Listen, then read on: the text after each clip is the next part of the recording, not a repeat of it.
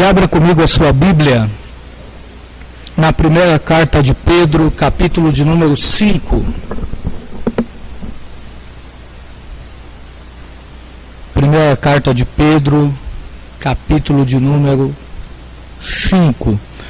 Hoje, dia 29 de janeiro de 2013, hoje nós estamos indo para o 11º estudo da carta de Pedro, que vai concluir a primeira epístola. Primeira de Pedro, capítulo de número 5, do verso de número 5 a seguir. Hoje nós vamos lidar com a questão de conselhos para maturidade. Diz assim a palavra do Senhor: semelhantemente vós, jovens, sede sujeitos aos anciões, e sede todos sujeitos uns aos outros, e revesti-vos de humildade, porque Deus resiste aos soberbos, mas dá graça aos humildes. Humilhai-vos, pois, debaixo da potente mão de Deus, para que ao seu tempo vos exalte, lançando sobre ele a vossa ansiedade, porque ele tem cuidado de vós.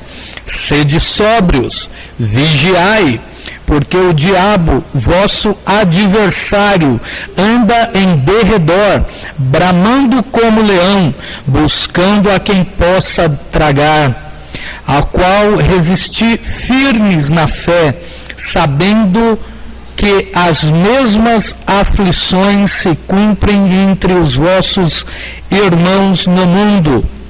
E o Deus de toda a graça, que em Cristo Jesus vos chamou à sua eterna glória, depois de haverdes padecido um pouco, Ele mesmo vos aperfeiçoará, confirmará, fortificará e fortalecerá.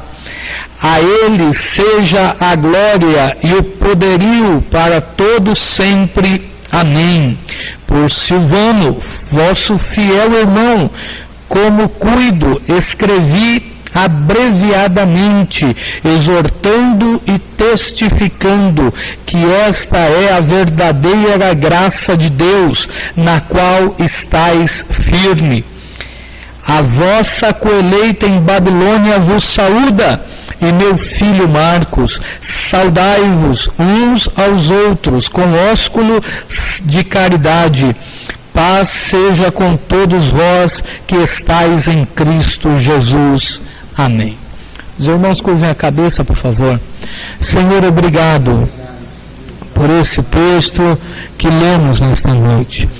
Queremos pedir que, assim como desde o primeiro estudo, o Senhor nos conduziu, falou conosco, renovou as nossas vidas, que o Senhor possa nesta noite nos abençoar neste último estudo desta epístola gloriosa, que observamos o seu cuidado e como o Senhor fala conosco. Seja conosco, Senhor, que haja disposição em nossos corações para ouvir e obedecer a Tua voz, em nome de Jesus. Amém. Os irmãos podem se sentar, por favor. Pedro, então, vai lidar aqui e tratar com alguns conselhos para a maturidade cristã.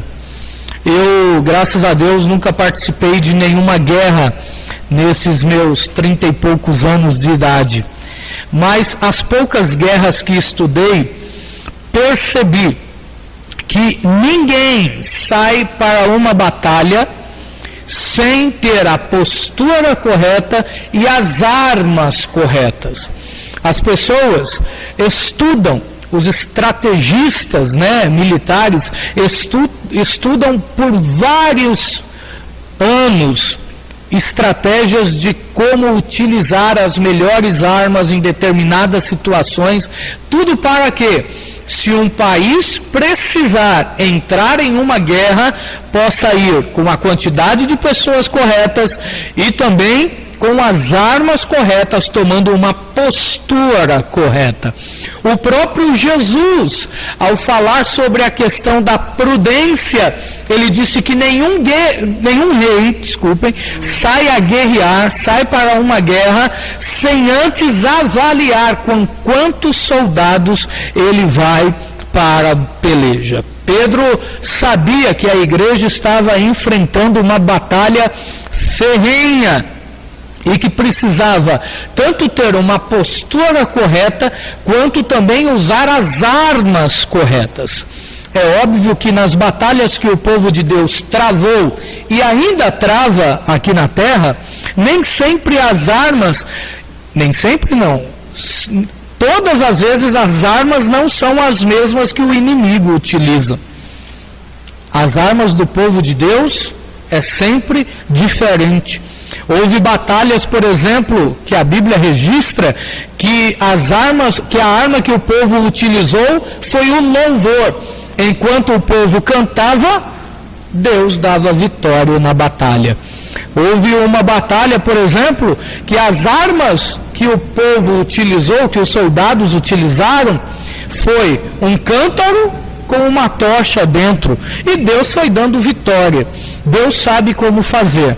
Por isso é preciso seguir os conselhos do Senhor, a fim de que a batalha que travamos contra o nosso inimigo seja uma batalha justa, seja uma batalha coerente com aquilo que Deus tem para nós. Nenhum cristão deve, então, enfrentar as dificuldades da vida a partir das armas que os ímpios utilizam, a partir das armas que o mundo utiliza, e sim com a batalha, com as armas que Deus nos dá. A igreja, então, precisava atentar 3 conselhos importantes que o apóstolo menciona aqui no final do capítulo 5, no capítulo 5 dessa epístola maravilhosa. A fim de que a igreja seja vitoriosa, precisavam tomar tanto postura quanto as armas corretas. E quais são os 3 conselhos que o apóstolo dá? Sejam humildes, sejam vigilantes e sejam esperançosos.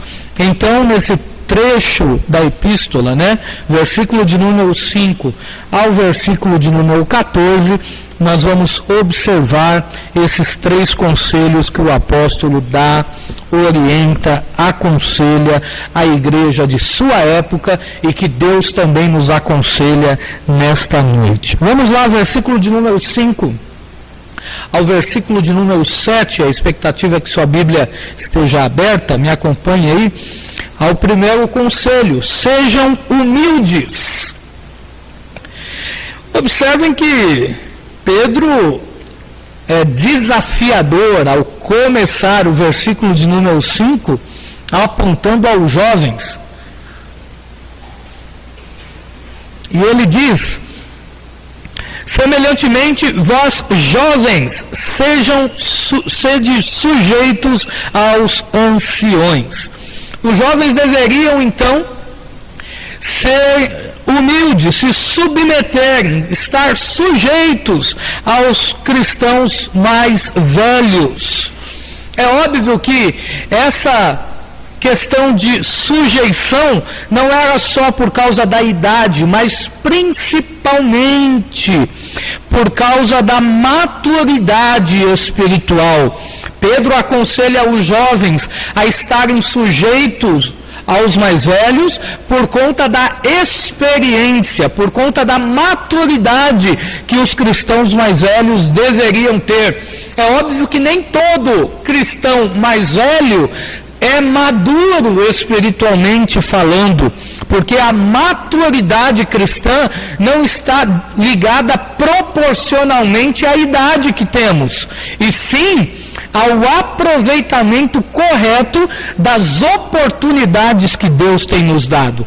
Cada oportunidade que Deus tem nos dado na vida, seja de aprendizado secular, seja de tribulação, seja de dificuldade, de tentação, cada episódio da nossa vida está construindo a maturidade cristã. Como vamos lidar com as situações vai determinar o grau de maturidade que temos. E às vezes, uma pessoa idosa não reage muito bem em algumas situações. E uma pessoa jovem, sim. Então a maturidade não está ligada à idade. Mas o comum é que os mais velhos, os mais idosos, tenham mais experiência com Deus, sejam mais maduros. E os jovens precisam estar atentos a isso. Esse conselho de Pedro não se trata de uma sugestão de que os membros mais velhos controlem a igreja, dominem a igreja e nunca deem ouvidos aos mais jovens. Costumeiramente, o que a gente percebe, tanto na igreja primitiva, ao longo da história da igreja, o que existe às vezes é uma guerra de gerações. E isso existe não só na igreja, mas existe também nos lares, existe também nas escolas, existe em todo lugar. Uma guerra de gerações, em que os mais velhos resistem às mudanças e os mais novos resistem aos mais velhos. Obviamente que essa tensão existindo, Pedro promove aqui uma orientação. A solução para esse conflito é apresentada pelo apóstolo em duas etapas. Me acompanhe aí no versículo de número 5. Porque Pedro não conclui o versículo de número 5 dizendo que apenas os mais jovens precisariam estar sujeitos aos mais velhos. Mas olha o que ele diz. Semelhantemente, vós jovens, sede sujeitos aos anciões.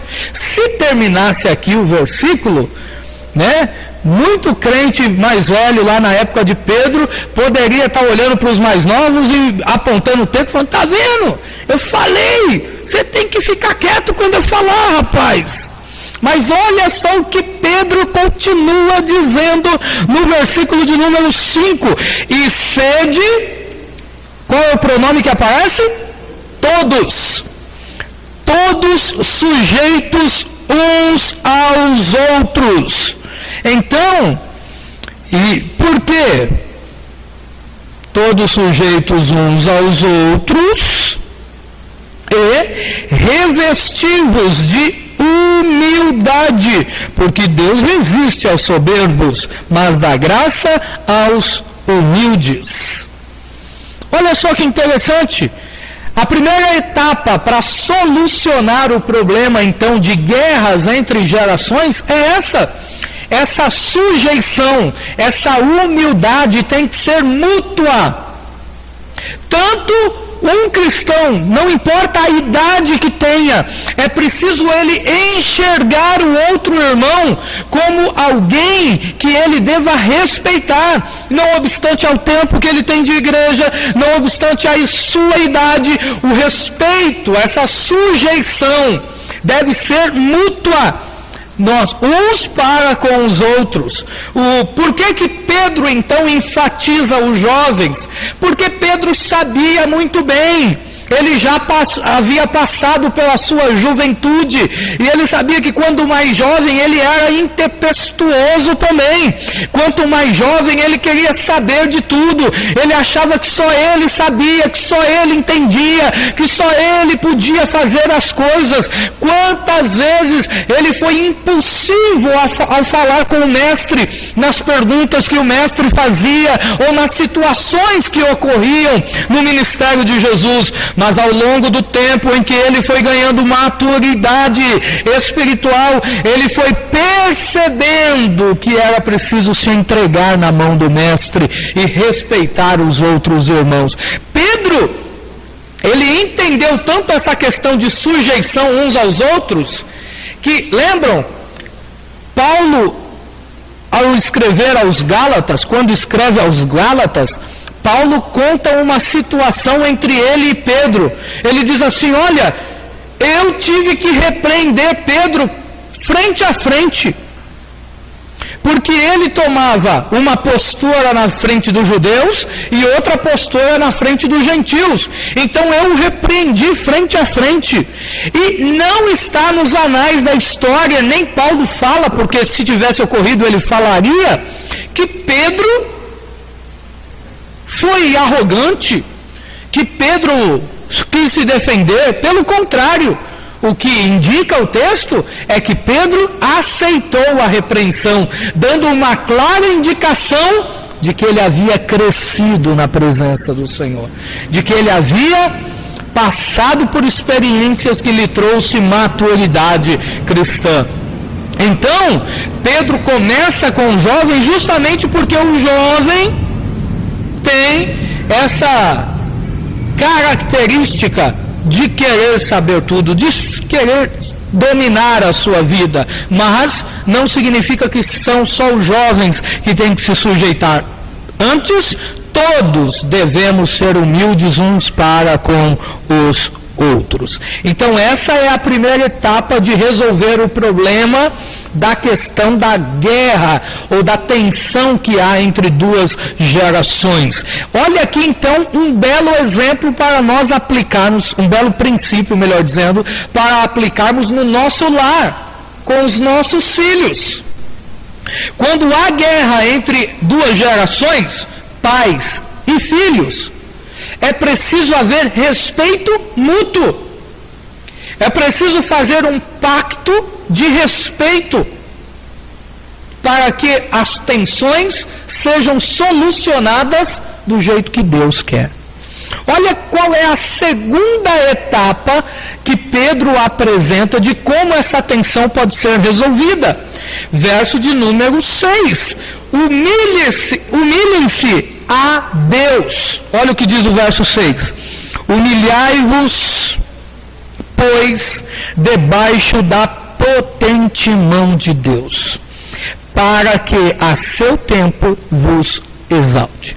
É interessante notar que o apóstolo faz questão de qualificar, de dar um adjetivo à mão de Deus. Se ele simplesmente falasse, humilhai-vos debaixo da mão de Deus, todos nós sabemos que a mão de Deus é poderosa, porque é a mão de Deus. Mas ele faz questão de qualificá-la, de dar um adjetivo a ela, de dizer que ela é potente. Com Deus não se brinca. Então, como será possível um cristão se sujeitar ao outro? Como será possível um ancião da igreja olhar para um jovem cristão e dizer, meu filho, você está certo? Como será possível os jovens da igreja olhar para o ancião e dizer, o senhor está certo, eu reconheço o meu erro? Como é possível esse respeito mútuo, essa humildade mútua, essa sujeição mútua? Só é possível se nós formos acostumados a nos sujeitarmos a Deus. Cada um de nós devemos considerar o outro superior a nós.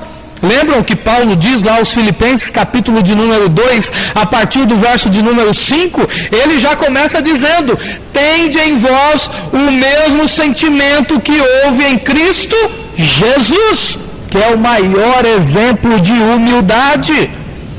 Ele diz, se nós estivermos acostumados então a nos humilharmos, a nos sujeitarmos debaixo da potente mão de Deus, debaixo de Deus, ao Senhor, nós também nos acostumaremos, nós estaremos habilitados a respeitar um ao outro. Por quê? João vai explicar isso. Porque não há como dizer que eu amo a Deus a quem eu não vejo, se eu não amo o meu irmão a quem eu vejo. Como é que eu posso dizer que eu tenho um relacionamento com Deus saudável, se eu não tenho um relacionamento com o meu irmão? Então, é preciso se sujeitar. É óbvio que essa postura, essa forma de agir, E se sujeitar não tem nada a ver com ser bobo. Absolutamente.